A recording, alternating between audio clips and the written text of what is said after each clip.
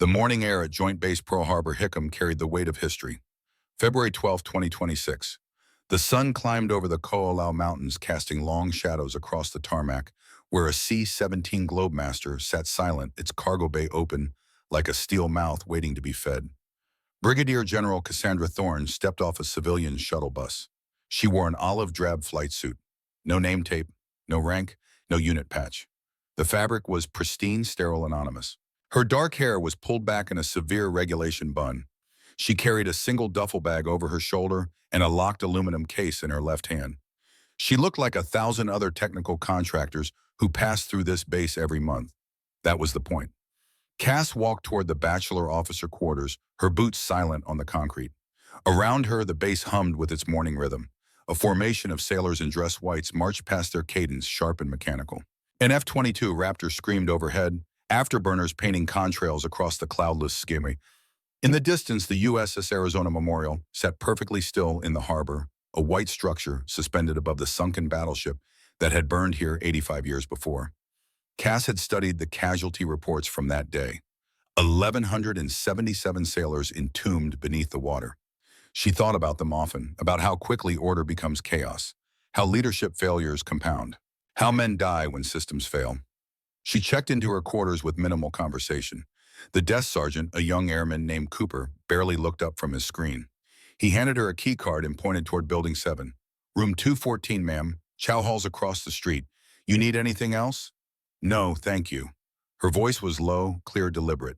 She did not smile. She never smiled during operations. Room 214 was identical to every BOQ she had ever occupied. A narrow bed, a desk, a small closet, a bathroom with industrial fixtures. The walls were beige, the carpet was gray. It smelled faintly of disinfectant and stale air conditioning. Cass set the duffel on the bed and the aluminum case on the desk. She opened the case with a numeric code. Inside, nested in custom-cut foam, was a collection of items that told the story of a different life.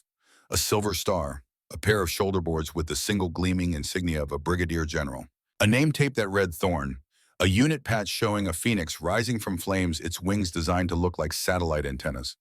Around the edge, silver threads spelled out the words, Fides Antennas, faith in the antennas. She picked up the phoenix patch and ran her thumb over the embroidery. It had been 8 months since she had worn it. 8 months since she had been Brigadier General Cassandra Thorne, Special Assistant to the Vice Chairman of the Joint Chiefs of Staff. 8 months since she had sat in the tank at the Pentagon and listened to Vice Admiral Morrison describe the problem. The flashback came unbidden, sharp as a knife. June 23rd, 2025. The Pentagon, the tank. A windowless conference room deep in the building's core lined with sound-dampening panels and secure screens. 6 flag officers sat around the polished oak table. Cass sat at the end, a folder marked Top Secret in front of her. Vice Admiral Morrison stood at the head of the table. He was a tall man with iron gray hair and the weathered face of someone who had spent 30 years at sea. He gestured to the screen behind him, which displayed a series of incident reports. 3 major accidents in the past 18 months, Morrison said. USS Fitzgerald, USS John S. McCain, and most recently the collision between an Air Force KC-135 and a Navy E-2 during a routine refueling operation over the South China Sea. 17 personnel killed, 4 aircraft destroyed, combined losses exceeding $800 million. He paused. The room was silent. The official investigations blame fatigue training, deficiencies, procedural errors, all true, all symptoms, but not the disease. Morrison tapped the screen. A new slide appeared, a network diagram showing the command structure of a typical joint operation. It was a spiderweb of lines and boxes, each one representing a layer of authority. The disease, Morrison continued, is culture, specifically a culture where rank is confused with competence, where ego overrides judgment, where officers believe their position grants them infallibility. He looked directly at Cass. General Thorne, you've spent the past 5 years developing red cell assessments for our C4I networks. You find vulnerabilities by thinking like the enemy. We need you to do the same thing for our command culture. Find the weakness, expose it, force the system to correct itself. Cass had nodded slowly. What's the operational framework? Complete anonymity. You'll strip your rank, your credentials, your identity. You'll embed at a major joint base and observe from the ground up. No one will know who you are except me and the vice chairman. You'll have full authority to document, record, and report, but you will not intervene unless absolutely necessary. Morrison leaned forward. We need to know if the system can recognize and correct toxic leadership when it's staring them in the face. If it can't, we need to redesign the system. Cass had looked at the Phoenix patch sitting on the table in front of her. Faith in the antennas, faith in the signals, faith in the truth buried beneath the noise. When do I start? Immediately. Cass blinked. The memory dissolved. She was back in room 214 holding the Phoenix patch. She placed it carefully back in the foam cutout and closed the case. Then she opened her duffel and began unpacking. 6 hours later, she sat alone in the dining facility, known as DFAC-2. It was a massive industrial space with floor-to-ceiling windows overlooking the channel. Beyond the glass, the Arizona Memorial gleamed white against the blue water. Cass ate slowly, methodically. Baked chicken, steamed rice, green beans. She had learned long ago to treat meals as fuel, nothing more. Around her, the lunch rush swirled. Navy whites, Marine Corps camouflage, Air Force blues, Army greens, the clatter of trays, the murmur of conversation. The distant roar of a cargo plane taking off from the Hickam side of the base. Cass watched. She always watched. At table 7-3, enlisted airmen argued about football. At table 12, a young Marine lieutenant sat alone staring at his phone, his face tight with worry. At table 19, a Navy commander held court with 6 junior officers, his voice loud and full of self-importance. He gestured expansively, and the junior officers laughed on cue. Cass noted the dynamic. Hierarchy. Performance. The unspoken rules of who spoke and who listened. She had filled 3 pages in her secure log already.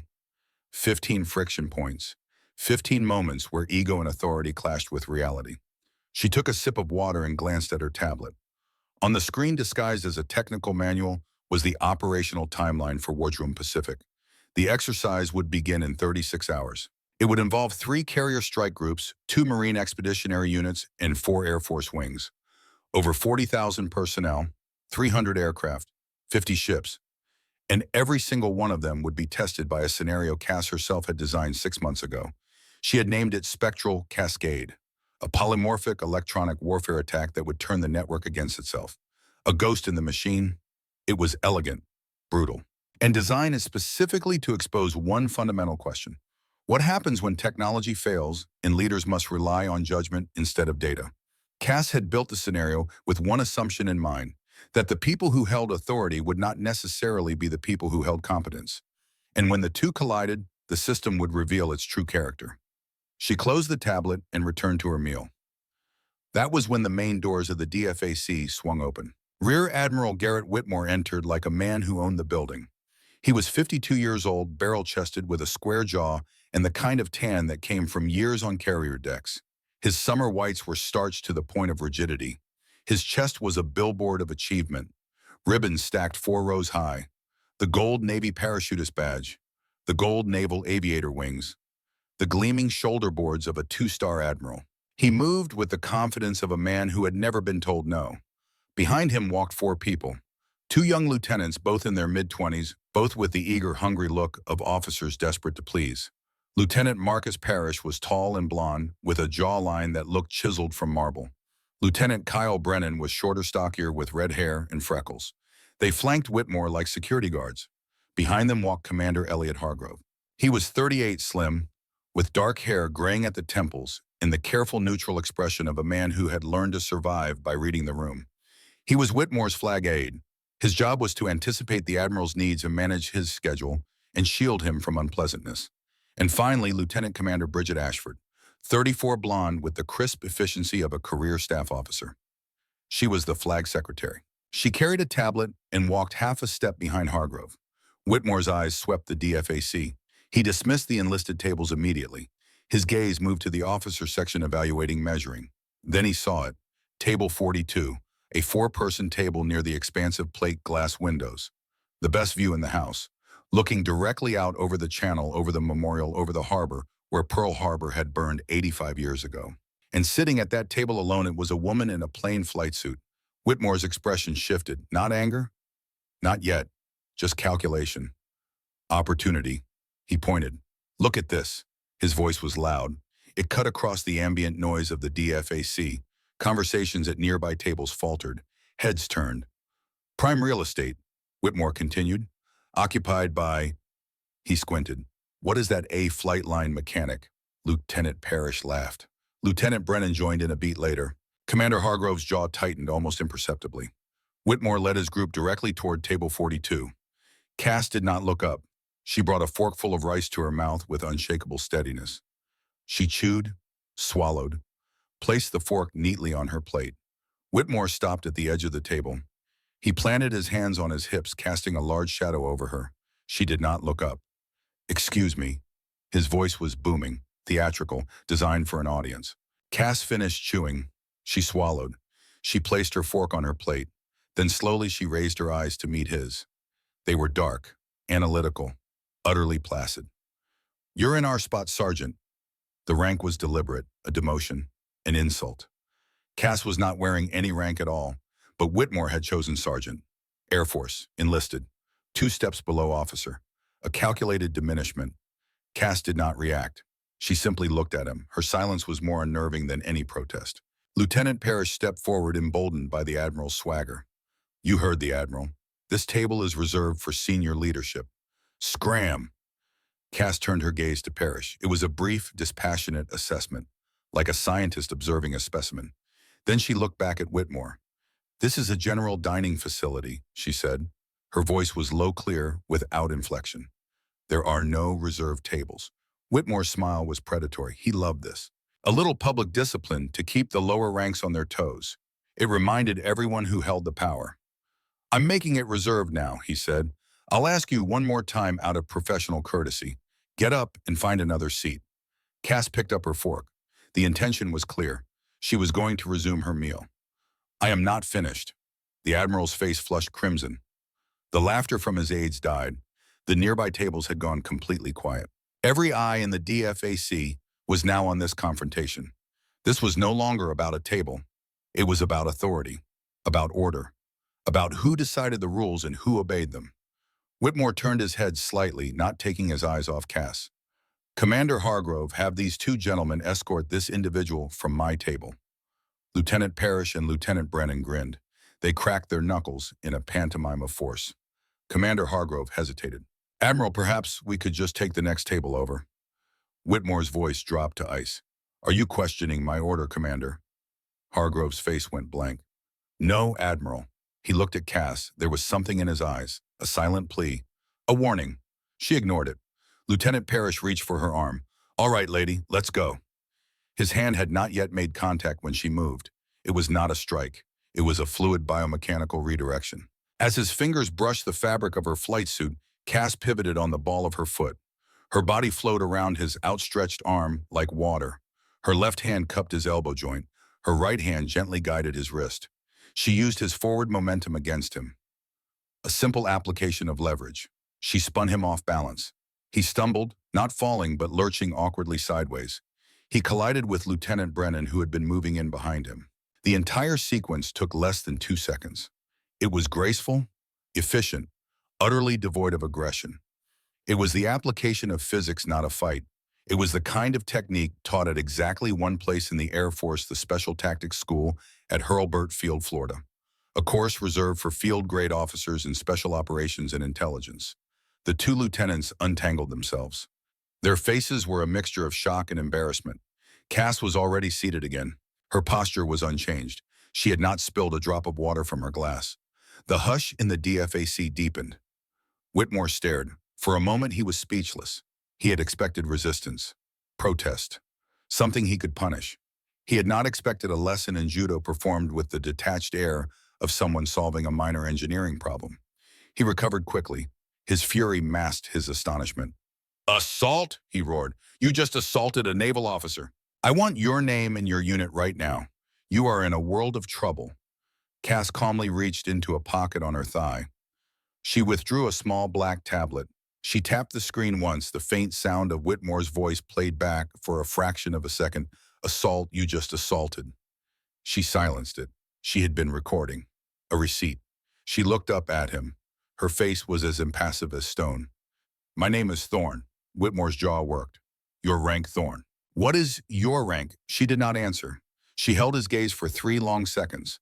A silent challenge that was anything but insubordinate. It was a statement of fact, an invitation for him to dig his own hole deeper. He was standing at the edge, and she was simply watching him. Insubordination, Whitmore snarled. Disrespect to a flag officer. Assault. I'll have you in the brig before sundown. His voice shook with rage. I am Rear Admiral Garrett Whitmore, commander of Carrier Strike Group 5, Forward Deployed Element. Now you will tell me your rank, or I will have the Master-at-Arms drag you out of here in cuffs. Cass simply took a slow sip of water. Then she picked up her tray. The meal was half-eaten. She stood. She walked past the stunned Admiral and his cohort, past the silent watching sailors and airmen. She placed her tray on the return rack. She did not look back. She walked out of the dining facility and into the humid Hawaiian air. Her expression was unchanged. Behind her, Whitmore stood in the center of the DFAC, his chest heaved, his fists clenched. The room had become a monument to his public overreach. He had demanded her rank, and her silence was the loudest answer he had ever received. He was determined to make her pay for it. Commander Hargrove watched her leave. His mind was racing. He replayed the sequence in his head. The pivot, the leverage, the control. It was textbook. It was exact. It was not something a civilian contractor would know. He leaned close to Lieutenant Commander Ashford. That wasn't luck, he whispered. That was training. Ashford frowned. What kind of training? The kind that enlisted personnel don't get. Whitmore turned on his heel and stormed toward the exit, his face still crimson. Hargrove and the others followed. As they stepped outside, Whitmore pointed at Hargrove. I want formal charges filed. Assault on a commissioned officer. Willfully disobeying a lawful order. Conduct unbecoming. I want it on the base commander's desk within the hour. Hargrove swallowed. Admiral, we don't know who she is. A sterile flight suit could mean... I don't care if she's the Secretary of Defense's personal yoga instructor, Whitmore snapped. She assaulted 2 of my officers and publicly defied a flag officer. The rules are the rules. We make an example of her, or we lose control of the whole damn ship. This is about discipline. Hargrove nodded slowly. Yes, sir. But as they walked back toward the headquarters building, Hargrove could not shake the image of her eyes. They were not angry. They were not scared. They were diagnostic, like she was watching a predictable chemical reaction unfold. Cass returned to her quarters. She opened the aluminum case and looked at the Phoenix patch one more time. Then she closed it. She sat at the desk and powered on her laptop. The interface was stark. Text only, a secure log file that existed on an encrypted partition invisible to any standard scan. She typed 1235 Zulu, Joint Base Pearl Harbor Hickam, DFAC-2. Encounter with Rear Admiral G. Whitmore, USN. Subject exhibited behavior consistent with status-based aggression, verbal provocation, misidentification of rank/branch, escalation to physical removal via proxy. Proxies neutralized via a minimal force. Redirection method 7. B. Joint control/off balancing. Subject vocally alleged assault. Full audio/video of encounter log locally. File ref 70 Whitmore. No further action required at this time. Awaiting subject's next move. She saved the entry. The log was filled with similar entries. A meticulous, dispassionate catalog of every institutional friction point she had encountered since arriving at Pearl Harbor. Each one was a data point, part of a larger pattern. Whitmore was just the latest, the loudest signal in a sea of noise. She closed the log and pulled up the schedule for the week. Wardroom, Pacific exercise. T-36 hours. The main event. Cass leaned back in her chair and stared at the ceiling. She thought about the scenario she had built. Spectral cascade. A polymorphic attack that would exploit the one thing every modern military system depended on: trust in the network. She had designed it to be brutal. To strip away the technological crutches and force leaders to rely on judgment, instinct, and competence. To expose whether they had those qualities or whether they had simply been promoted into incompetence. And now she knew exactly who would fail. Whitmore. She had suspected it from the moment she read his file. The pattern was clear. A career built on aggression and charisma, not collaboration or critical thinking. A man who commanded through intimidation, not inspiration. A man who believed his rank made him infallible. The perfect test case. Cass opened a second file. A personnel record. Garrett Whitmore, 52 years old, 30 years of service. Naval Academy graduate. Fighter pilot. Strike Group commander. Decorated. Respected. On paper, he was exemplary. But Cass had learned long ago that paper lied. She thought back to another file, one she did not need to open because She had memorized it years ago, her own file. The incident that had changed everything. 2018, 8 years ago, somewhere over the mountains of eastern Syria, Cass had been a weapons systems officer in the backseat of an F-15E Strike Eagle. Her pilot was Major Rick Donovan, a calm, methodical flyer with 15 years of experience. They were supporting a ground operation, a Marine unit pinned down by enemy fire in a valley below. The forward air controller had radioed for close air support. Danger close. Friendlies within 50 meters of the target. Cass had locked the coordinates. She had confirmed with the FAC. She had double-checked the targeting pod feed. Everything looked clear, but the voice on the radio had been stressed, panicked, and in the chaos of the moment, the FAC had transposed 2 digits in the grid coordinates. Cass had not caught it. Donovan had not caught it.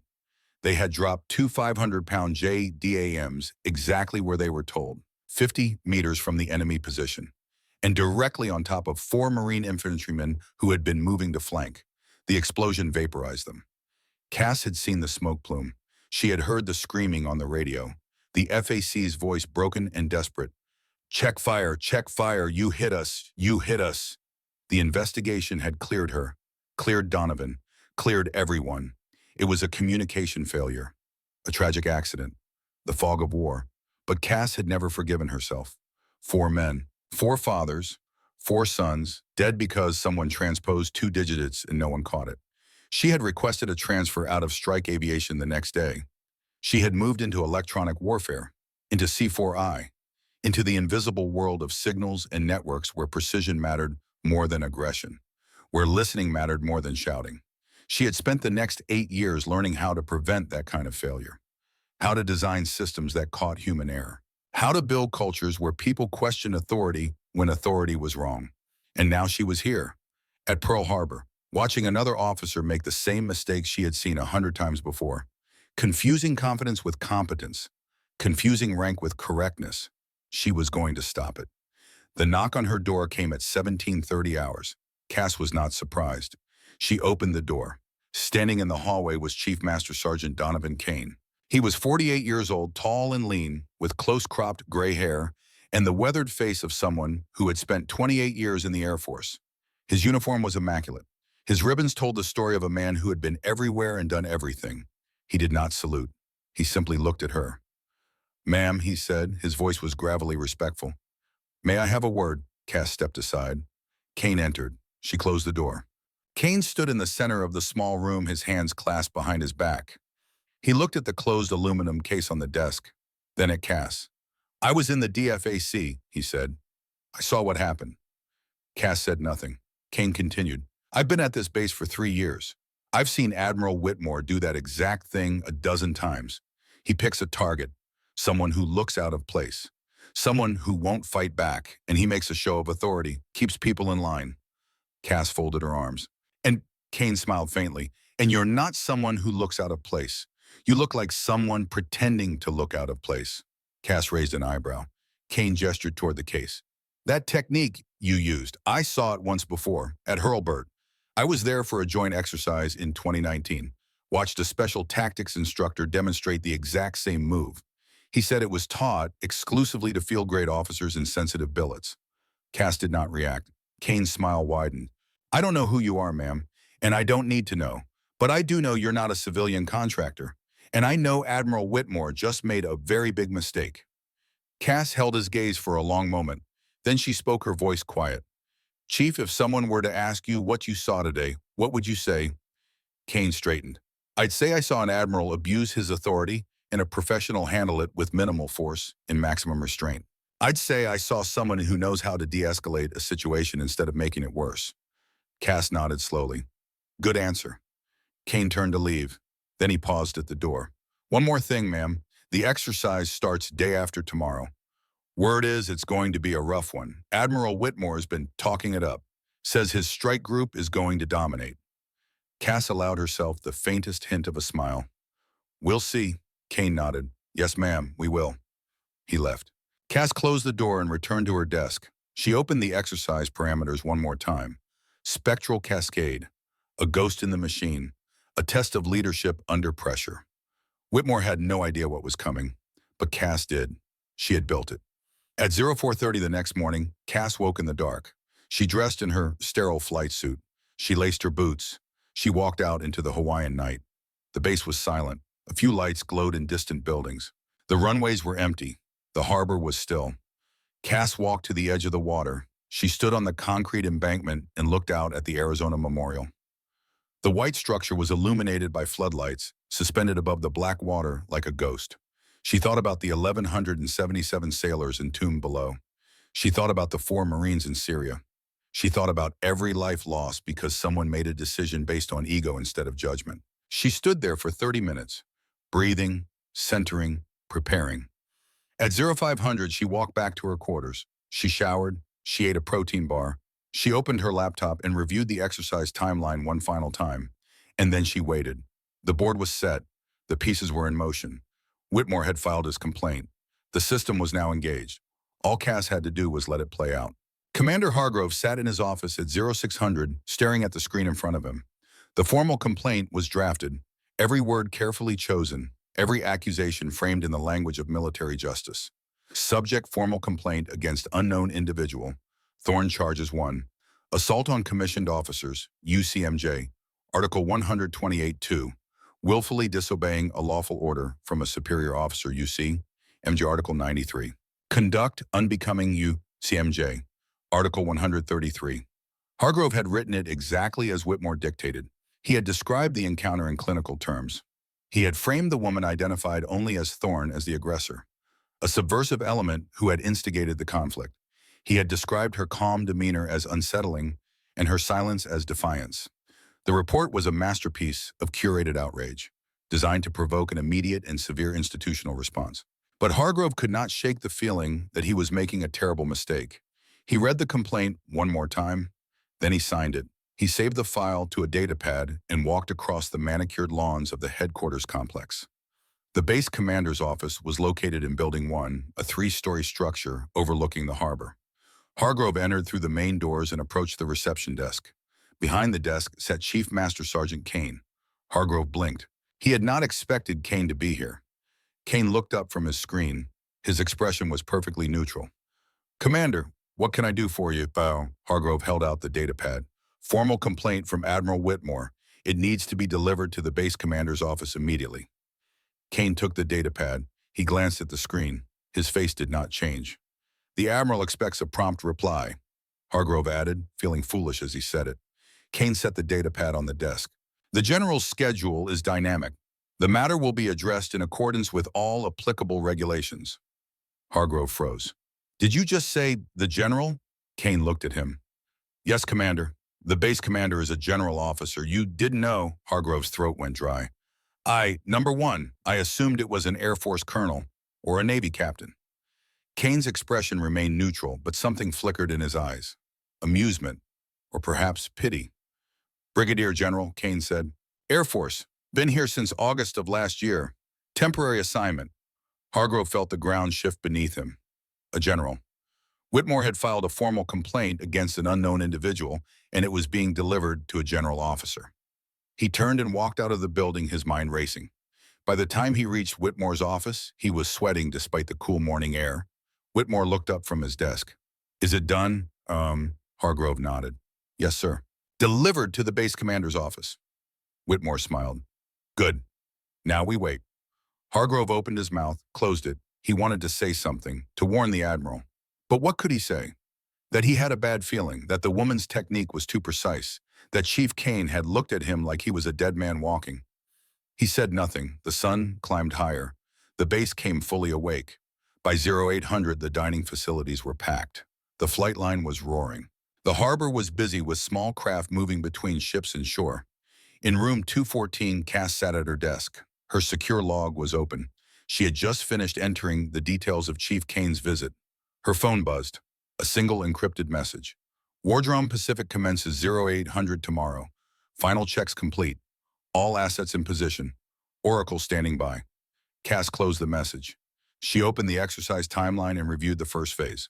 Sensor integration checks. Network integrity tests. Routine. Boring, designed to lull everyone into complacency. And then at exactly 14:13 local time tomorrow, spectral cascade would begin. She thought about Whitmore, about the complaint he had filed, about the chain of events he had set in motion. He had created his own receipt, signed his name to it, submitted it into evidence, and now the system would decide what to do with it. Cass stood and walked to the window. She looked out over the base, over the harbor, over the memorial. The first phase was complete. A transgression had occurred. It had been documented. Now she would wait. The Joint Operations Center occupied the entire third floor of Building 12. It was a cathedral of modern warfare, a massive tiered room 3 stories high with rows of workstations descending toward a central floor. At the heart of the space stood a holographic display table 15 feet across, projecting a 3-dimensional map of the Pacific Theater in shimmering blue light. The walls were lined with screens, dozens of them, satellite feeds, radar displays, communications channels, data streams flowing in real time from ships, aircraft, and ground stations scattered across 5,000 miles of ocean. It was 07:55 on Thursday morning, February 13th, 2026. Wardroom Pacific was about to begin. The room hummed with controlled energy. 120 operators sat at their stations. Navy, Air Force, Marine Corps, Army. A joint force assembled to test the integrated combat systems that were supposed to make modern warfare seamless, efficient, and overwhelming. On the flag bridge overlooking the main floor, Rear Admiral Garrett Whitmore stood with his hands clasped behind his back. He wore his summer whites, every ribbon perfectly aligned, every crease razor sharp. He looked down at the holographic map with the satisfaction of a man who believed he controlled the board. Behind him stood Commander Elliot Hargrove, tablet in hand, reviewing the morning briefing notes. Lieutenant Commander Bridget Ashford stood to his left, her own tablet glowing. Lieutenant Parrish and Lieutenant Brennan flanked the group like bodyguards. Whitmore turned to Hargrove. Status: all assets report green, Admiral. 3 carrier strike groups: USS Ronald Reagan, USS Carl Vinson, USS Abraham Lincoln, 2 Marine Expeditionary Units, 4 Air Force wings, total of 42,000 personnel, 287 aircraft, 53 ships. Whitmore nodded. And the opposing force: simulated peer adversary, Chinese doctrine, anti-access area denial tactics. They'll attempt to disrupt our C4I networks, jam our communications, and exploit any vulnerabilities in the kill chain. Whitmore smiled. Let them try. And at 0800 exactly, the exercise director's voice came over the overhead speakers. It was a calm, androgynous, computer-generated voice. No name, no rank, just the designation Oracle. Wardroom Pacific is now active. All units commence Phase 1. Sensor integration and network integrity checks. Good hunting. The tactical display flickered to life. Blue icons representing friendly forces. Red icons representing the simulated enemy. The dance began. For the first 6 hours, everything proceeded exactly as planned. Aircraft launched and recovered. Ships maneuvered into formation. Ground units reported readiness. The network processed thousands of data points per second, weaving them into a coherent picture of the battlespace. It was beautiful. It was perfect. Whitmore watched from the flag bridge with growing satisfaction. His strike group was performing flawlessly. Every communication crisp, every maneuver precise. This was what 30 years of experience looked like. This was command. Hargrove stood beside him, monitoring the data feeds. Something nagged at him, a subtle pattern he could not quite identify. The opposing force had been unusually quiet. Too quiet. No probing attacks, no feints, just silence. Admiral, Hargrove said carefully, the Red Force has been passive for the past 4 hours. No activity at all. Whitmore waved dismissively. They're conserving strength, waiting for the right moment to strike. Standard doctrine. Yes, sir, but... Relax, Commander. Everything is under control. Hargrove fell silent, but the unease remained. At 1400 hours local time, the watch changed in the JOC. Fresh operators cycled in. The afternoon shifts settled into their stations. The routine continued. 13 minutes later, everything changed. The first alarm sounded at 1413 Zulu. It was not a klaxon. It was a high-frequency digital chime that echoed through the nerve center of the JOC. The room, usually bathed in cool blue light, was instantly washed in pulsing red strobes. On the tactical display at the center of the room, friendly force icons began to flicker and ghost. An Aegis cruiser, the USS Valley Forge, vanished from the board entirely. A moment later, it reappeared 300 meters from its last known position, heading in the wrong direction. The data link from an entire squadron of F-35s went dead. 12 aircraft, gone from the network. Blind. "What the hell is going on?" Whitmore demanded from the flag bridge. A young ensign at the C4I console shouted, his voice tight with panic. "Massive EW attack, Admiral. The network is collapsing. We're losing data integrity across all domains." His name was Callum Drexler, 24 years old. MIT graduate. Brilliant with code, but completely unprepared for this. His fingers flew across his keyboard, but every command he entered seemed to make things worse. Error messages cascaded across his screen like a digital avalanche. "Get it back online," Whitmore ordered. "Isolate the corrupted nodes and reboot the system," another operator called out from the SIGINT station. "We can't, sir. The attack is polymorphic. Every time we identify a malicious waveform and filter it, it changes signature. It's learning, it's anticipating our countermeasures." The holographic display was now a chaotic storm of false data. Ships appeared in impossible positions. Aircraft showed impossible airspeeds. Ground units reported being simultaneously in 3 different locations. Hargrove stood beside Whitmore, his eyes glued to a secondary screen displaying cascading lines of error code. This was beyond anything they had trained for. The opposing force was not just jamming them, it was not simply blocking their signals. It was turning their own network into a weapon against itself. "Sir, we have a priority." One flash, an intelligence officer announced, his voice strained. "Automated launch detection from Site Omega. We have 3 inbound ballistic missile signatures. Projected impact Pearl Harbor in 12 minutes. A wave of cold dread washed over the JOC. Site Omega was a known simulated launch facility for the exercise's opposing force. The missiles were not real, but the signatures looked real. The system, compromised and unreliable, was screaming that death was 12 minutes away. And no one could tell if it was telling the truth. Whitmore's face went pale. His hands gripped the railing. "Verify those signatures. Get me Stratcom. Get me NORAD. I need confirmation. Is this drill or is this real?" "We can't, Admiral," another operator shouted from the communications station. "All primary and secondary comms are down. The attack is targeting our satellite uplinks. We're deaf and blind." Panic began to set in. The operators were typing furiously, achieving nothing. The network was fighting them, feeding them ghosts and lies. The holographic display looked like a child's fever dream. Icons spawning and dying. Vectors crossing impossibly. The entire digital representation of the Pacific Theater had become meaningless noise. Whitmore was a master of carrier aviation, of surface warfare, of kinetic operations where you could see the enemy and shoot back. He understood tonnage and speed and explosive yield. But this was a war in the electromagnetic spectrum. Invisible, intangible. A ghost war fought in frequencies his eyes could not see and his mind could not grasp. And he was utterly, completely out of his depth. "Get me a hardline to PACOMM," Whitmore demanded, his voice rising. "The landlines are compromised too, sir," a technician called back. "We're getting loop data, echoes of our own queries.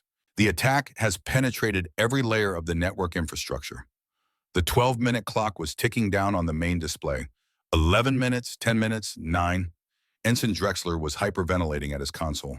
His hands shook over the keyboard. Sweat poured down his face. "I can't stop it," he whispered. "I can't stop it." An older petty officer put a hand on his shoulder. "Keep trying, son. Just keep trying." But there was nothing to try. Every defense they mounted was anticipated. Every countermeasure was bypassed. It was like fighting smoke with a sword. Whitmore turned to Hargrove. His face was ashen. "What the hell kind of exercise is this?" Hargrove's voice was tight. "Sir, I think this is exactly what it's supposed to be. A test. A test of what? Of us. Of what we do when everything fails." Whitmore stared at him. Then his attention snapped back to the main display. 8 minutes, 7 minutes. Around the JOC, the panic was becoming palpable. 3 junior operators were requesting permission to evacuate. A Navy lieutenant was on the phone trying to reach his wife on base housing to tell her to get in the car and drive. A Marine captain was praying quietly at his station. The system they had trusted implicitly was betraying them, and they had no answer. Hargrove watched the chaos with a strange, detached clarity. This was brilliant, terrifying but brilliant. Whoever had designed this scenario understood something fundamental, that modern military forces had become so dependent on their technology that they had forgotten how to fight without it. Strip away the network, and what remained? He was about to find out. The main door to the JOC slid open. Cassandra Thorne walked in.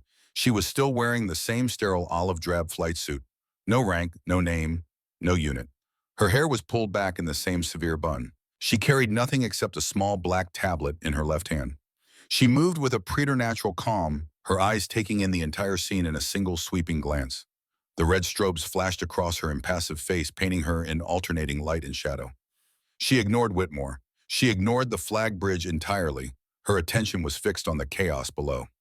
She walked directly down the tiered steps to the main C4I console where Ensign Drexler was on the verge of total collapse. Her boots made no sound on the floor. She moved like a ghost through the panic. Lieutenant Parrish, standing near the flag bridge railing, saw her. His eyes went wide. Recognition and confusion warred on his face. What the hell is she doing here? He moved to intercept her, descending the steps two at a time. Get away from that console, civilian. Cass did not even look at him. She did not break stride. She simply said in a voice that cut through the din like a laser through fog, "Stand down." It was not a request. It was not a suggestion. It was a command that resonated with an authority that had nothing to do with rank and everything to do with absolute certainty. Parrish froze mid-step. Something in her voice stopped him like a physical wall. His hand dropped from where it had been reaching for her shoulder. Cass reached the console. Ensign Drexler was trembling, his hands hovering uselessly over the keyboard. She gently moved him aside with one hand. "Breathe," she told him. Her voice was calm, instructional, almost gentle. "You're chasing ghosts. Stop chasing them." Drexler stepped back, his chest heaving. He watched her with wide eyes. Cass's fingers touched the keyboard. She did not type like someone searching for a solution. She typed like someone executing a plan that already existed fully formed in her mind. She bypassed the primary diagnostic interface entirely. Her fingers flew through command sequences that existed 3 layers deeper than the graphical user interface. She dropped directly into the system's core architecture. Raw Unix commands, hexadecimal strings, the fundamental machine language beneath all the pretty graphics and user-friendly menus. A stream of raw data filled the screen. To everyone else in the room, it was meaningless. A waterfall of numbers and letters and symbols. Digital gibberish. To Cass, it was a conversation, a dialogue between her and the machine, between the attack and the defense, between chaos and order. She spoke to the open air, her voice steady and clear.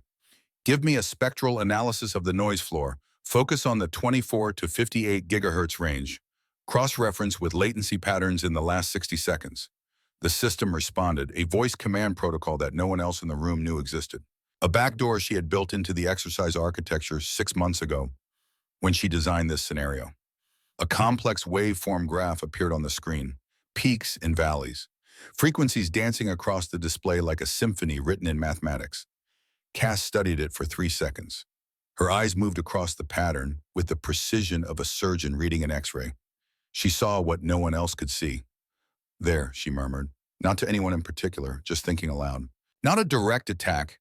It's a parasitic signal riding the latency residuals between our own network nodes. It's not in the system. It's between the systems, in the echoes, the spaces." Her fingers began typing again. Faster now. She was not patching or filtering. She was writing new code from scratch in real time. A counter algorithm, not designed to block the signal, but to do something far more elegant, to harmonize with it, to oversaturate it with its own methodology, to drown it in its own poison. "The signal is frequency hopping across the band," she explained, her voice calm and instructional, as if she were teaching a class. "But the latency signature is constant. It has to report back to its controller. The signal can't see itself, but we can see the shadow it casts. We can't see the weapon, but we can see the chain it's being pulled on." On her screen, 3 distinct latency spikes appeared. She ran a triangulation algorithm.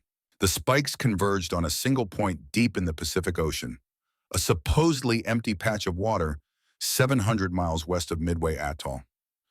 "That's the source," Cass declared. She tapped the screen. The simulated adversary submarine controlling the EW platform. Hargrove had descended from the flag bridge. He stood 5 feet behind her, watching with something approaching awe. "We can't target it," he said. "Our targeting data is routed through the compromised network. We'd be firing at our own ships. We'd be shooting blind." "We won't use the network," Cass replied without turning around. She walked away from the console. She crossed the floor to the far wall where a small, forgotten panel sat covered in a thin layer of dust. Most people in the room had never even noticed it. It was labeled in faded stenciled letters, Emergency Telegraphy Circuit. Cass toggled a switch. A small green light flickered on. She picked up a microphone that hung from a coiled cable. It was old, analog, a relic from a different era of warfare. She pressed the transmit button and spoke clearly into the microphone. "This is Oracle." The room went silent. Every head turned. Oracle. The code name for the architect of the entire exercise. The shadowy figure who had designed Wardrome Pacific. The ghost in the machine. The woman in the plane flight suit. Cass continued, her voice steady and clear. "Execute fire mission Trident Dagger. Target coordinates follow." She read off the precise coordinates her algorithm had derived. Latitude, longitude, depth. A string of numbers that represented a point in three-dimensional space 700 miles away. Authentication, Phoenix Alpha Niner. There was a pause. Static crackled over the hardened circuit. Then a voice responded. Male, calm, professional. "Oracle, this is Cheyenne. Authentication confirmed. Trident Dagger is go. Time on target, 45 seconds. On the holographic display, a miracle occurred. A single clean icon appeared through the chaos. A friendly Los Angeles-class submarine, the USS Cheyenne, which had been running silent 300 miles west of the adversary position, waiting for exactly this moment.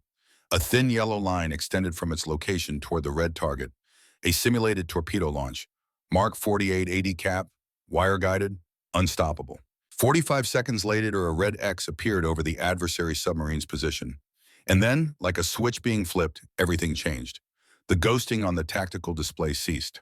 The false data vanished like smoke. The USS Valley Forge reappeared in its correct position. The F-35 squadron's data links reestablished themselves one by one. The network, its parasitic infection starved of its controller, began to reboot and stabilize. The red alarm strobes shut off. The room plunged back into the cool blue operational glow. The countdown clock stopped at T-minus 4 minutes and 22 seconds. Frozen. The missiles that had never been real disappeared from the display. The entire event, from Cass's entry into the JOC to the neutralization of the threat that had paralyzed a multi-billion-dollar command center, had taken exactly 3 minutes and 47 seconds. Cass stepped back from the emergency panel. She looked at the now stable holographic display, a silent confirmation. Everything was as it should be. Then she turned and looked directly up at the flag bridge, at Rear Admiral Garrett Whitmore.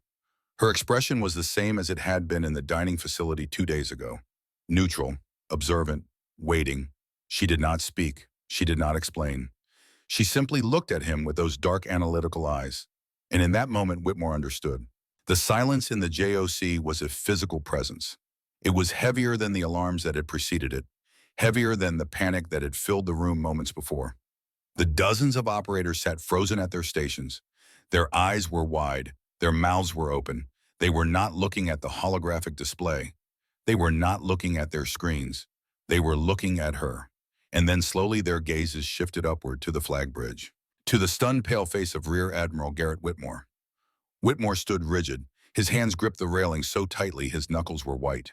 His mind, trained for decades to process threats in terms of tonnage and speed and explosive yield, struggled to comprehend what he had just witnessed. The panic, the imminent simulated failure of his command, the collapse of everything he trusted. All of it had been erased in less than 4 minutes by the one person he had dismissed with utter contempt. He replayed her words in his head. Oracle, Fides Antennas, Phoenix Alpha Niner.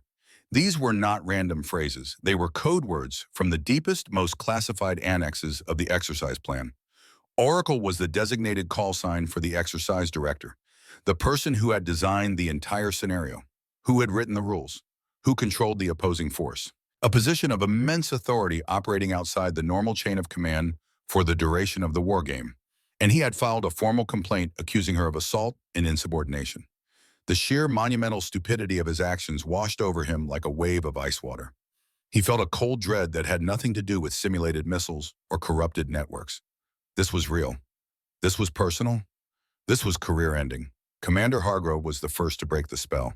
He let out a slow, shaky breath. He looked from Cass to the data logs already spooling on his screen, showing the exact command she had entered. The elegant counter algorithm, the latency analysis, the triangulation. It was a level of C4I expertise he had never seen before. Not in 30 years of exercises and operations. It was like watching a grandmaster play chess while everyone else in the room was still learning that pawns could only move forward. He turned to Whitmore. His voice was barely a whisper. "Admiral, your complaint, the one you filed yesterday." Whitmore did not respond. His face was pale, ashen. Down on the JOC floor, the operators began to talk in hushed, urgent tones. "Did you see that she didn't even use the GUI? She wrote a counter algorithm in real time. 3 minutes. She solved it in 3 minutes." "Who is she?" "She said Oracle. That's the exercise director call sign." But Oracle was supposed to be some Air Force colonel in a back room somewhere. Not, not her. Chief Master Sergeant Donovan Kane stood at his console near the back of the room. He had watched the entire event unfold from his vantage point. He was a tall, lean man with close-cropped gray hair and the weathered face of someone who had spent 28 years in uniform. His ribbons told a story of deployments to every corner of the globe. He had seen colonels panic over less. He had seen generals bluster their way through crises they did not understand. He had seen admirals make decisions based on pride rather than wisdom. He had never seen anything like this. Kane slowly pushed his chair back and stood. He walked down the tiered steps, his eyes fixed on Cass. He moved with the deliberate grace of someone who knew exactly what he was doing and why. He stopped a respectful 3 feet from her. He did not speak. He simply looked at her. His gaze took in his sterile flight suit, the calm demeanor, the quiet competence that radiated from her like heat from a fire.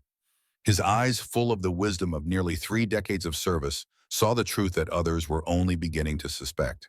He gave a slow, deliberate nod. It was a sign of profound professional respect, a silent acknowledgement from one veteran to another, from one person who understood the weight of leadership to another who carried it without announcing it. Cass met his gaze and gave a slight, almost imperceptible nod in return. It was a brief shared moment of understanding that transcended rank and service and the chaos that surrounded them. Whitmore, watching from above, saw the exchange. He saw the difference in Kane's posture, the respect, the recognition. He saw the shift in the room's atmosphere. The mockery he had fostered in the dining hall had curdled into a mixture of confusion, awe, and for him, rapidly dawning horror. He had misread everything. He had mistaken restraint for weakness, silence for ignorance, precision for insubordination. He had confused the map for the territory, and now he was hopelessly, utterly lost. Cass turned without speaking and walked toward the exit. She did not offer explanations. She did not address the room. She had done what needed to be done. That was enough. The door slid shut behind her with a soft hiss. For a long moment, no one moved. Then slowly the operators began to return to their stations. Ensign Drexler sat back down at his console. His hands were still shaking, but he began typing. Running diagnostics, confirming the network stability. Others followed his lead. The room slowly returned to operational tempo. But the energy had changed fundamentally. The swagger was gone, the easy confidence. In its place was something quieter, more careful, more humble. They had just witnessed what real competence looked like, and it had made them all feel very small. Whitmore turned and walked off the flag bridge without a word. Hargrove followed a step behind. They entered a small conference room adjacent to the JOC. Whitmore closed the door. He stood in the center of the room, his chest heaving.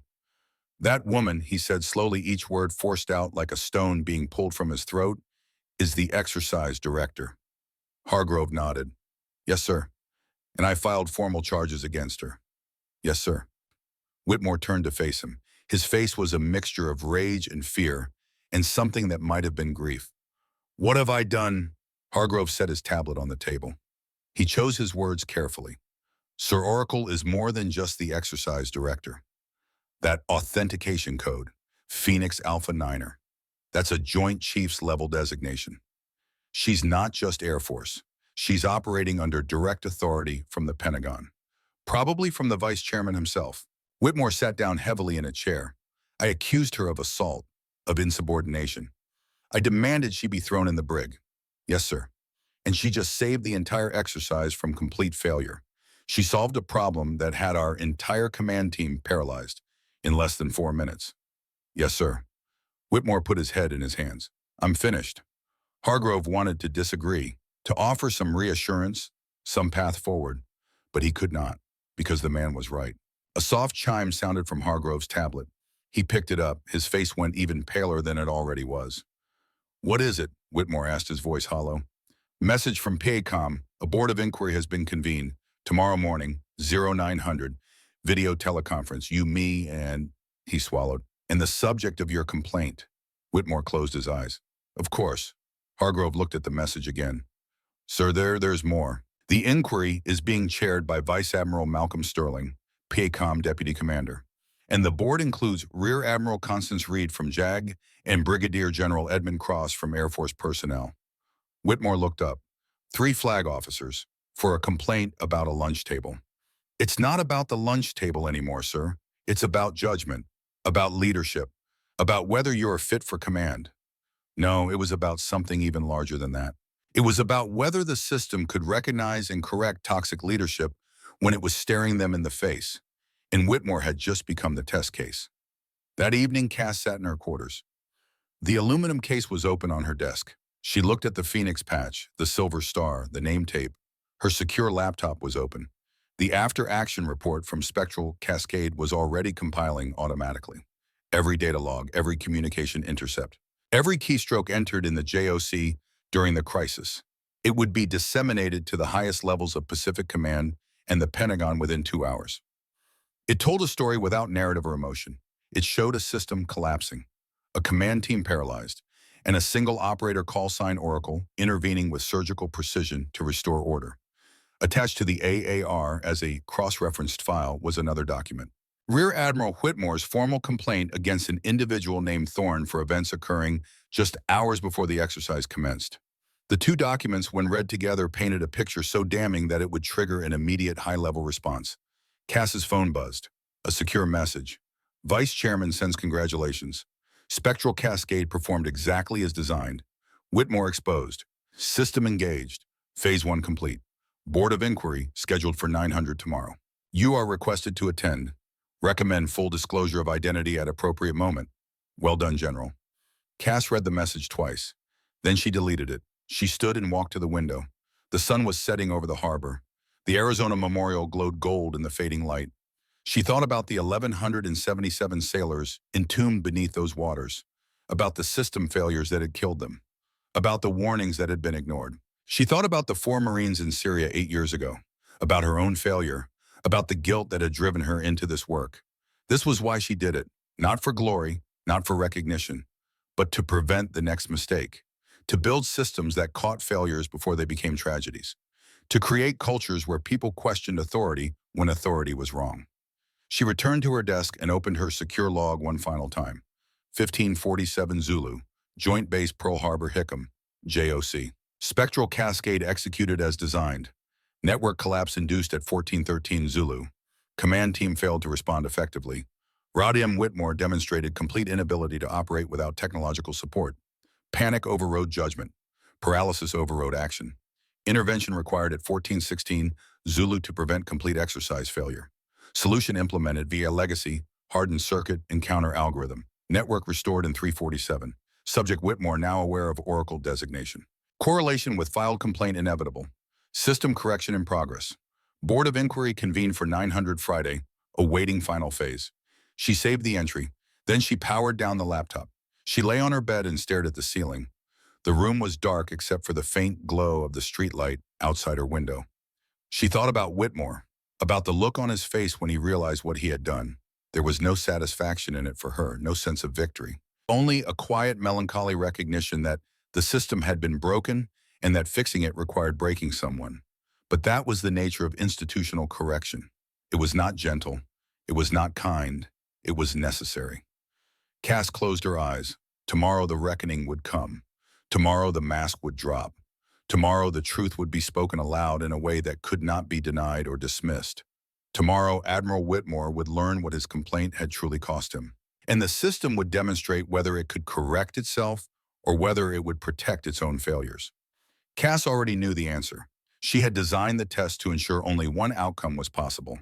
The system would correct, the culture would improve, and one officer's career would end as a lesson for thousands of others. That was the price of accountability. That was the cost of change. She slept. End of part 2. Friday morning arrived cold and gray. A rare overcast sky blanketed Joint Base Pearl Harbor Hickam, turning the harbor from brilliant blue to muted steel. The Arizona Memorial sat shrouded in mist, a ghost suspended above darker ghosts. Rear Admiral Garrett Whitmore had not slept. He sat in his temporary quarters staring at the after-action report on his tablet. The document was brutal in its clinical precision. Every failed command he had issued during Spectral Cascade was timestamped to the millisecond. Every panicked order, every wrong decision. The data logs did not lie, they did not editorialize. They simply showed the truth. And the truth was damning. At 0300 hours, he had tried calling his mentor, a retired four-star admiral who had been his champion for 20 years. The call went to voicemail. Whitmore left no message. What could he say that he had publicly humiliated someone who turned out to be the architect of the most sophisticated wargame the Pacific Fleet had ever conducted? That he had filed formal assault charges against a flag officer, operating under direct Joint Chiefs authority? There were no words for that kind of failure. At 0530, Commander Elliot Hargrove knocked on his door. Whitmore let him in without speaking. Hargrove looked as exhausted as Whitmore felt. His uniform was wrinkled. His eyes were red. "I've been reviewing the regulations," Hargrove said quietly. "There's no mechanism to withdraw a formal complaint once it's been filed and delivered. The system doesn't allow it. Once you sign it becomes part of the official record." Whitmore nodded slowly. He had known this, but hearing it confirmed made it real in a way it had not been before. "The board convenes at 0900, Hargrove continued. "Vice Admiral Sterling, Rear Admiral Reed, Brigadier General Cross, all three are known for being by the book. Thorough, fair, but unforgiving of procedural violations or abuse of authority." Whitmore looked at him. "What do you think they'll do?" Hargrove hesitated. "Sir, I think they're going to ask why you filed charges against someone you knew nothing about.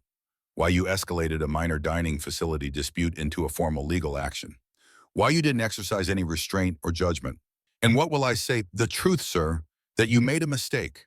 Whitmore laughed bitterly. "A mistake! I destroyed my career over a lunch table." Hargrove said nothing. There was nothing to say. The man was right. At 0800, Cass sat in her quarters. The aluminum case was open. She had laid out her proper uniform on the bed, the flight suit with the shoulder boards, the silver star gleaming against the olive drab fabric, the phoenix patch with its silver antenna wings, the name tape Thorn. She had not worn this uniform in 8 months. It felt strange to see it laid out, like looking at a photograph of someone she used to be. She showered, dressed in the sterile flight suit one last time, pulled her hair back into the regulation bun. She picked up her tablet and the small recording device that contained the audio from the dining facility incident. Chief Master Sergeant Donovan Kane was waiting outside her door when she emerged. He was in his service dress uniform, his ribbons perfectly aligned. He came to attention and saluted. Cass returned the salute. "Chief?" "General," Kane said quietly. "Thought you might want an escort to the VT suite." Cass allowed herself the faintest hint of a smile. "That obvious?"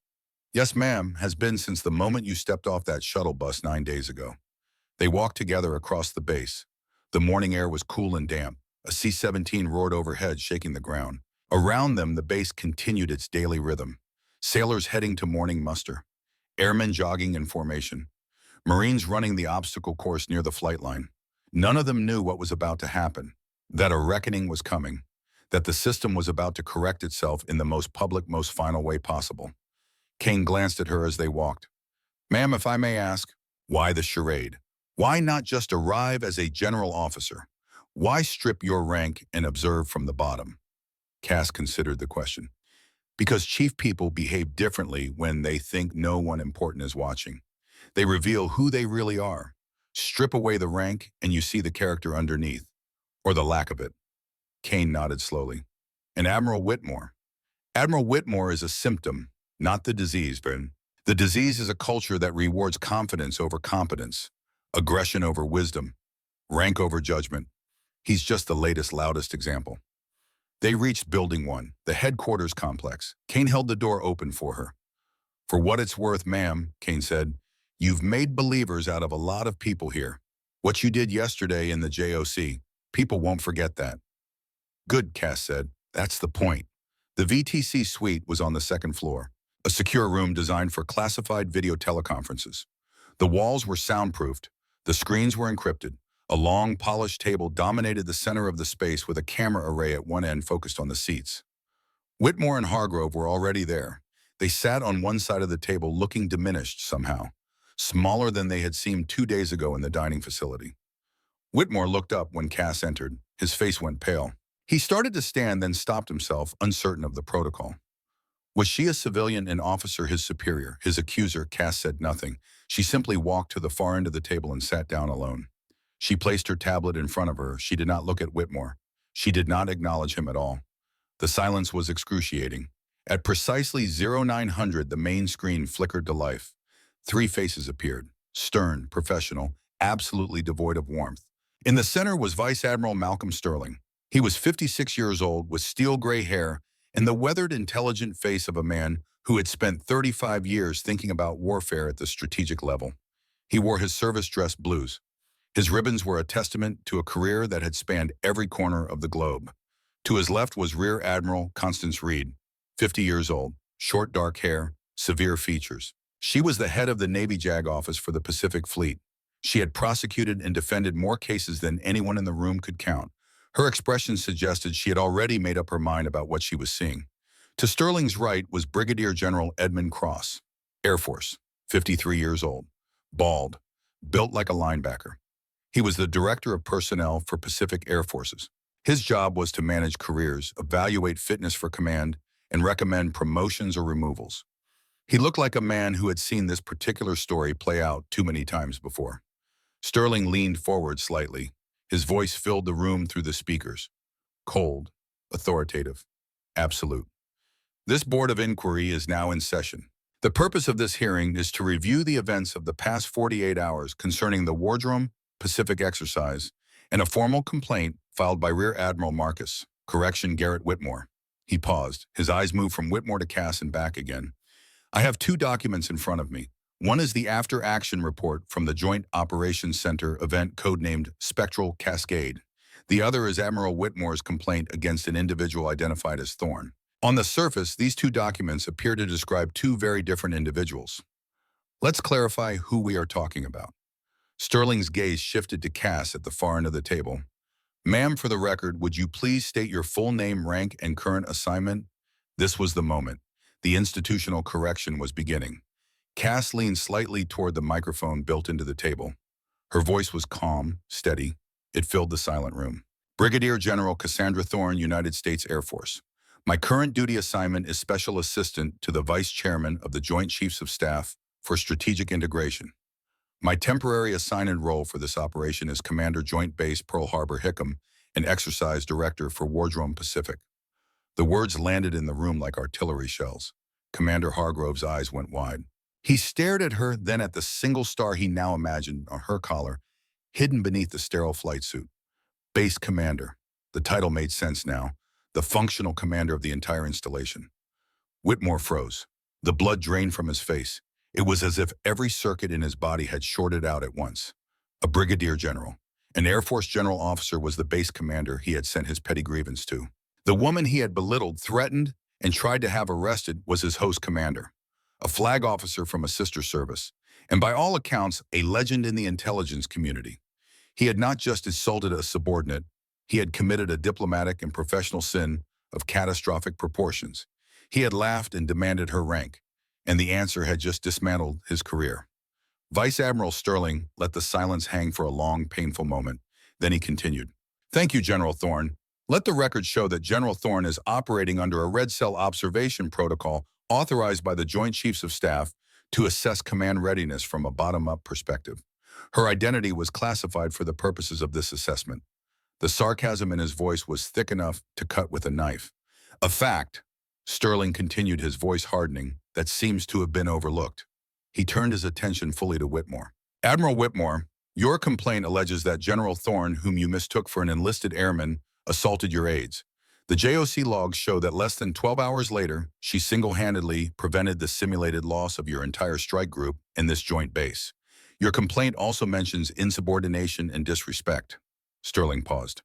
General Thorne, do you have any evidence to present regarding the initial encounter in the dining facility? Cass tapped her tablet. A moment later, a crystal-clear audio file played through the room's speakers. Whitmore's voice loud and theatrical. You're in our spot, Sergeant.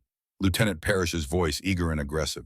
You heard the Admiral. This table is reserved for senior leadership. Scram! Cass's voice calm and factual. This is a general dining facility. There are no reserved tables. Whitmore again. I'm making it reserved now. Get up and find another seat. Cass, I am not finished. The sound of movement. Confusion. Then Whitmore's voice rising to a shout. Assault? You just assaulted a naval officer. I want your name and your unit right now. The recording ended. Whitmore sat there exposed and humiliated, forced to listen to his own arrogance played back as evidence against him. The receipt. She had recorded everything. Every word, every escalation, every mistake. Rear Admiral Reed spoke for the first time. Her voice was clipped, precise prosecutorial.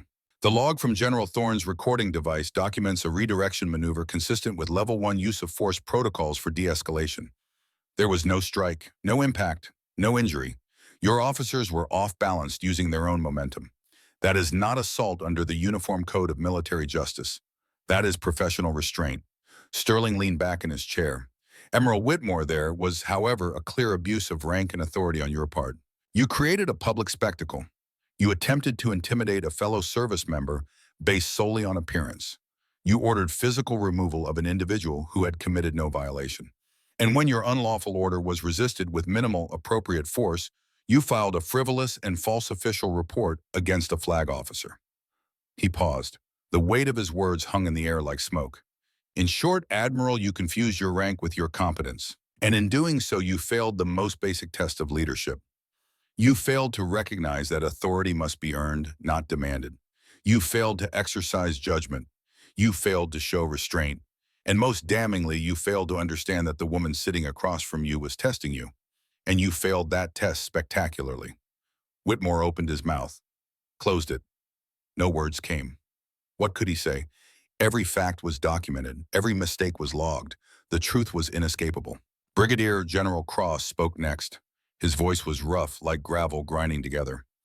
Admiral, I've reviewed your personnel file. 30 years of service. Naval Academy graduate. Decorated combat veteran. Strike Group commander. On paper, you are an exemplary officer. He leaned forward. But paper lies, doesn't it? Because what I saw yesterday in that JOC was an officer who panicked when his technology failed, who issued contradictory orders, who froze when the situation demanded action. You are very good at commanding when everything works, but when the system broke down, you had nothing. No instinct, no creativity, no judgment. Cross gestured toward the screen where the AAR data was now displayed. General Thorne wrote that scenario specifically to test that question. What happens when the network fails, when the data is corrupted, when you can't trust your screens, and the answer, Admiral, is that you fall apart. Whitmore's hands were shaking. He gripped the edge of the table to steady them. Sterling spoke again. This board finds that your actions were contrary to the standards expected of a flag officer of the United States Navy. You will be relieved of your command of Carrier Strike Group 5 effective immediately. You will return to Washington for reassignment pending a full fitness for command review. It is the recommendation of this board that you be retired at the rank of captain, a demotion, from rear admiral to captain, stripped of a star, forced into retirement. It was the most severe non-judicial punishment the Navy could impose. Commander Hargrove, Sterling continued, you are cleared of any wrongdoing. Your hesitation during the dining facility incident is noted and commended. You recognized that the situation was escalating inappropriately and attempted to counsel restraint. That is the mark of a good officer. Hargrove exhaled slowly. He had not realized he had been holding his breath. Sterling turned his attention back to Quassez. His expression softened slightly. Not warm, but respectful. General Thorne, the Joint Chiefs extend their gratitude for your vivid demonstration of the vulnerabilities in our command culture. Your assessment has been noted at the highest levels. The recommendations in your report will be implemented across all combatant commands. Cass nodded once. Thank you, Admiral. Sterling's image flickered. This board is adjourned. The screen went black. The room was silent. The only sound was the hum of the air conditioning. Whitmore sat motionless. His career built over 3 decades had just collapsed in 15 minutes. Hargrove sat beside him, unsure whether to offer comfort or simply leave. Cass stood. She picked up her tablet. She looked at Whitmore for the first time since entering the room. Admiral, she said quietly, you had every opportunity to choose differently. In the dining facility. In your office when Commander Hargrove advised caution. Even yesterday in the JOC when you could have asked for help instead of demanding control. Leadership is not about authority, it's about judgment. And you chose poorly, every single time. She walked to the door. She paused and looked back. I hope you learn from this. Then she left. Whitmore sat alone with Hargrove for a long time. Finally, he spoke, his voice barely a whisper. I destroyed myself. Hargrove did not disagree. The next morning, Cass returned to the Joint Operations Center. The atmosphere was profoundly different. The usual low hum of conversation ceased the moment she entered. Every operator, every officer, every enlisted member turned to look at her. But this time she was not wearing the sterile flight suit. She wore her proper uniform. The olive drab flight suit with the silver star on each shoulder board, the phoenix patch on her left shoulder, the antenna wings gleaming in the overhead lights, the name tape on her chest. Thorn. The ribbons over her left breast told a story of deployments, commendations, and a career spent in the shadows of electronic warfare. There was no mockery in their eyes, no confusion, only a deep, resounding respect. Chief Master Sergeant Kane stood near the C4I console. He saw her enter and immediately straightened his posture. He walked to meet her, stopping directly in front of her. He did not speak. He simply raised his hand in a sharp, perfectly executed salute. It was an offering, a silent apology for the entire institution's failure, a clear acknowledgement of her authority. Cass met his eyes and returned the salute with a crisp nod. Then a ripple went through the room. One by one, every uniformed person in the JOC rose to their feet. Ensign Callum Drexler, who had been on the verge of collapse during Spectral Cascade. The intelligence officers who had watched her triangulate the enemy submarine. Lieutenant Parrish and Lieutenant Brennan, who had been redirected in the dining facility and now understood exactly who had done it. They all stood at attention. A forest of salutes bloomed across the operations floor, offered up to the woman they had all underestimated. It was a spontaneous, powerful ritual of recognition. Commander Hargrove stood among them. He executed his salute and held at his face a mixture of respect and residual shame for his own complicity. Cass returned the salutes. Then she spoke, her voice carrying across the silent room. As you were. The salutes dropped in unison. People returned to their consoles. But the energy had changed. The quiet hum of work resumed, but with a new palpable intensity. The swagger was gone. In its place was something quieter. Better. A focused professionalism that had not existed before. Cass walked to the holographic map at the center of the room. The display had been updated. The Wardrome Pacific exercise icons were gone. In their place were new symbols. Real-world assets moving into position in the South China Sea. A new operation, unnamed, classified. She studied the map for a moment, her mind already analyzing the disposition of forces, the potential threats, the vulnerabilities. Chief Kane appeared at her side. He looked at the map, then at her. Quite a mess you uncovered, General, he said quietly. Cass's eyes remained fixed on the screen. Her voice was soft, almost a whisper. The mess was always there, Chief. I just made it visible. Kane nodded. What happens now? Now, Cass turned to look at him. Now the system knows it can correct itself. That's the point, not to punish Whitmore, but to prove that when the institution is forced to confront its failures, it can choose to fix them. She gestured to the room around them. Look at this place. Yesterday, half these people were afraid to question authority. Today, they've seen what happens when authority is questioned appropriately, when competence is valued over rank. That's the culture change we needed. Kane smiled faintly. Correction achieved. Cass allowed herself a small smile. Correction achieved. She turned back to the map. The next mission was already loading. New threats, new challenges. The work was never finished, but the culture was quieter, better. And that was enough. 6 weeks later, Rear Admiral Garrett Whitmore sat in a hearing room at the Pentagon. The Board for Correction of Naval Records had convened to review his case. His demotion to captain had been finalized. His retirement date was set for the end of the month. He sat alone at a table, no lawyer, no aides, no friends, just him and the weight of his mistakes. The board asked him one question. Captain Whitmore, what have you learned from this experience? He thought for a long time before answering. I learned, he said slowly, that rank is not the same as respect, that authority is not the same as competence, and that the people you underestimate are often the ones who see you most clearly. The board thanked him for his service and dismissed him. He walked out of the Pentagon into the gray Washington afternoon. He was 52 years old. A civilian now for all practical purposes. His career was over. But in a strange way, he felt lighter than he had in years. Commander Elliot Hargrove was promoted to captain and reassigned as the aide to Vice Admiral Sterling. In his first week in the new position, he encountered Cass in the corridor outside Sterling's office.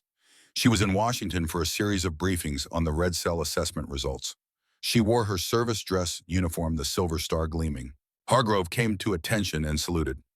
"General," Cass returned the salute. "Captain, congratulations on the promotion." "Thank you, ma'am." He hesitated. "I wanted to apologize for my role in what happened at Pearl Harbor. I should have pushed back harder, should have refused to write that complaint." Cass studied him for a moment. "Captain, you hesitated. That's what leaders do. You recognized the situation was wrong and tried to counsel restraint. That you were overruled is not your failure. It's Whitmore's." Hargrove nodded slowly. "I learned from the best, ma'am, even if I didn't know it at the time." Cass smiled. Then the lesson wasn't wasted. She continued down the corridor, leaving Hargrove standing there, a man who had witnessed a reckoning and emerged better for it. 3 months after the incident, Cass was promoted to Major General and appointed as the Director of Joint Warfighting Concept Development. Her new office was in the Pentagon, 3 floors below the tank where this entire operation had begun. On her first day, she opened her laptop and created a new file. Red Cell Phase 2 Culture Recalibration Initiative. She had identified 18 more friction points during her time at Pearl Harbor. 18 more places where ego and authority clashed with competence and judgment. 18 more opportunities for correction. The work was just beginning. 1 year later, Cass was invited to give a lecture at the Naval War College in Newport, Rhode Island.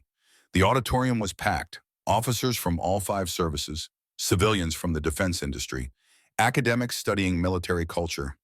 The title of her lecture appeared on the screen behind her: Authority versus Competence Lessons from Wardrome Pacific. Cass stood at the podium. She wore her service dress uniform. 2 stars now, Major General.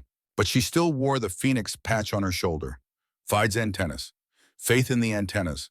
Faith in the signals. Faith in the truth. She began. 9 months ago, I sat alone at a table in a dining facility at Joint Base Pearl Harbor, Hickam. I was wearing a flight suit with no rank, no name, no unit. To everyone around me, I was invisible, unimportant, beneath notice. She paused.